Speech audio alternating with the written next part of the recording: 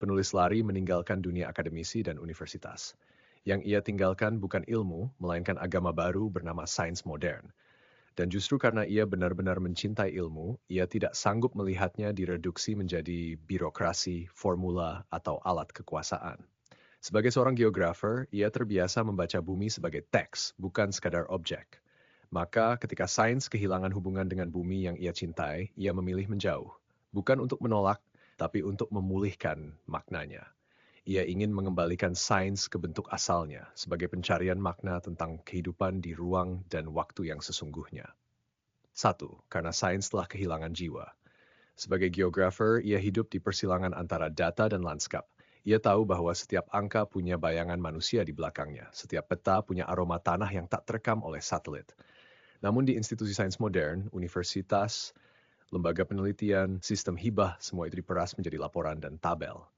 Di sana kebenaran diukur dari jumlah publikasi, bukan kedalaman pertanyaan. Keberhasilan dihitung dari nilai ekonomi, bukan nilai moral. Bagi dirinya, sains seperti itu bukan lagi pengetahuan, melainkan ritual tanpa iman. Ia lari bukan karena membenci laboratorium, melainkan karena ingin menemukan kembali bumi yang hilang di balik kaca mikroskop. Ia ingin belajar langsung dari tanah, dari air, dari sampah, tanpa proposal, tanpa perintah.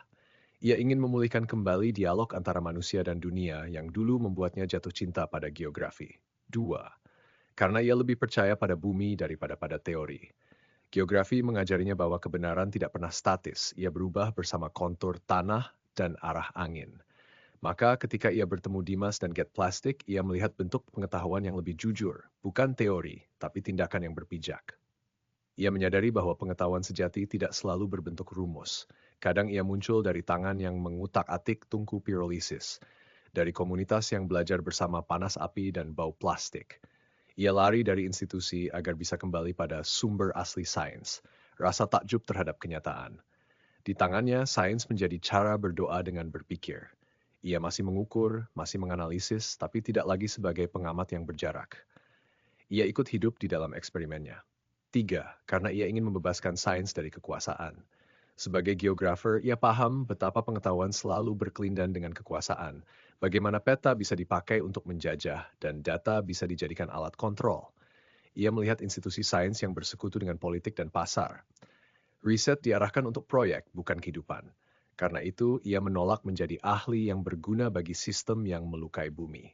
Ia memilih menjadi saksi, bukan pelayan. Ia membawa sains keluar dari gedung, mengembalikannya ke komunitas, ke kebun, ke laboratorium rakyat. Itulah mengapa ia terpesona oleh Get Plastic. Di sana, teknologi bukan alat dominasi, tapi alat pembebasan. 4. Karena ia tahu bahwa lari adalah bentuk kesetiaan. Lari dari institusi tidak berarti menolak rasionalitas. Sebaliknya, itu adalah bentuk kesetiaan paling radikal terhadap semangat ilmiah yang sejati. Sebagaimana Galileo menentang gereja demi menyelamatkan kebenaran, ia menentang dogma ilmiah demi menyelamatkan jiwa sains itu sendiri. Ia membawa sains ke kehidupan sehari-hari seperti seorang geografer membawa peta lama di ransel perjalanan, bukan untuk menaklukkan wilayah baru, tapi untuk mengingat arah pulang.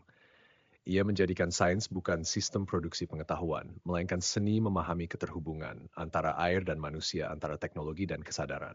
5. Kesimpulan, larinya adalah bentuk evolusi seorang geografer. Ia tidak menolak sains, ia mengevolusikan sains. Sebagai geografer, ia memindahkannya dari ruang steril laboratorium ke ruang hidup bumi, dari jurnal ke percakapan, dari instrumen ke intuisi. Di dunia yang memakai sains untuk menguasai, ia memakainya untuk mendengarkan. Jadi mengapa ia lari? Karena di dalam dirinya, sains belum mati. Ia hanya mencari rumah yang lebih manusiawi. Dan dalam pelariannya, ia menemukan bentuk tertinggi dari ilmu kebumian itu sendiri. Pengetahuan yang tidak hanya tahu di mana sesuatu berada, tapi mengerti mengapa kita berada di sana.